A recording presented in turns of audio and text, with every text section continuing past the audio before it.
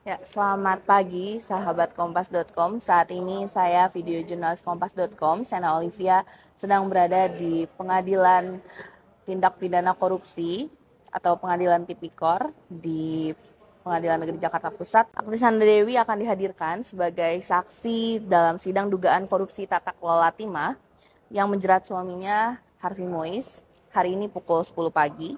Dan jejak keterlibatan Sandra Dewi dalam kasus ini di Bangka Belitung itu memang sempat beberapa kali mencuat, sahabat kompas.com.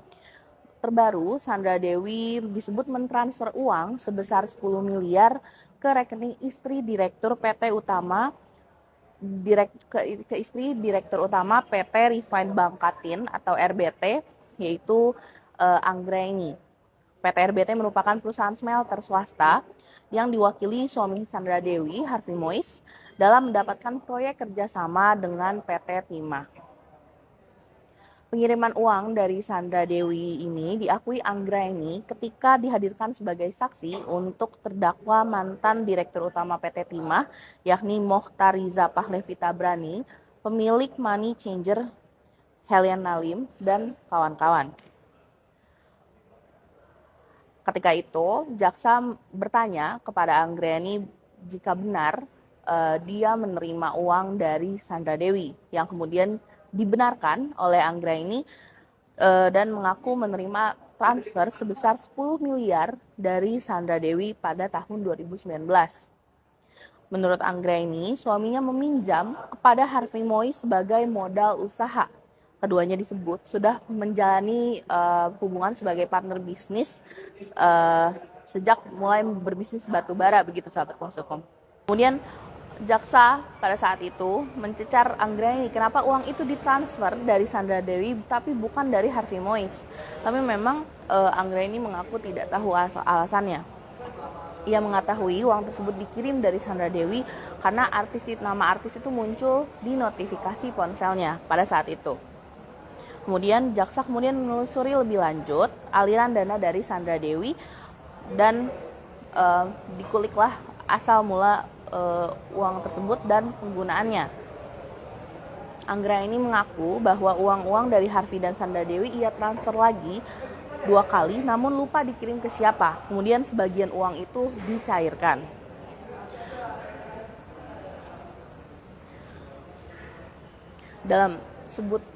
Adapun dalam surat dakwaannya, jaksa menyebut Sandra Dewi diduga menerima aliran dana sebesar 3,1 miliar.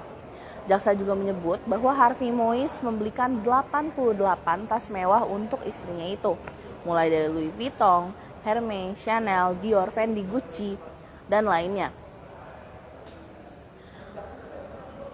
Kemudian saat ini puluhan tas mewah itu telah disita penyidik dari Kejaksaan Agung sebagai bagian dari barang bukti dugaan tindak pidana pencucian uang atau TPPU Harvey begitu. Dan upaya paksa ini diprotes oleh pihak Sandra Dewi untuk penyitaannya itu karena menurut kuasa hukumnya Haris Arthur Hedar, tas mewah itu tidak terkait dengan perkara timah gitu. Dan pihaknya mengeklaim bahwa tas-tas mewah itu merupakan hasil kerja keras Sandra Dewi sebagai aktris. Untuk dalam perkara korupsi ini, sahabat kompas.com, negara diduga mengalami kerugian hingga 300 triliun. Mohtar Emil Mindra dan kawan-kawannya didakwa melakukan korupsi ini bersama-sama dengan Helena Lim yang disebut-sebut sebagai Crazy Rich dari PIK. Perkara ini juga turut akhirnya menyeret suami aktris Sandra Dewi, yaitu Harvey Mois tadi, yang menjadi perpanjangan tangan dari PT Refine Bangkatin atau RBT. Bersama Mohtar, Harvey diduga mengakomodasi kegiatan penambangan liar di wilayah IUP PT Timah untuk mendapatkan keuntungan. Setelah dilakukan beberapa kali pertemuan, Harvey dan Mohtar menyepakati agar kegiatan akomodasi pertama liar tersebut di-cover dengan sewa-menyewa peralatan processing peleburan timah. Selanjutnya, suami Sandra Dewi itu menghubungi beberapa smelter, yaitu PT SIP, CVVIP, PT SPS, dan PT TIN untuk ikut serta dalam kegiatan tersebut.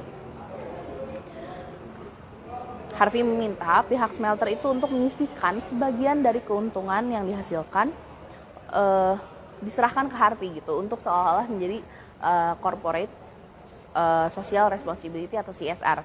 Jadi menutupi aliran uang itu sebagai dana CSR begitu.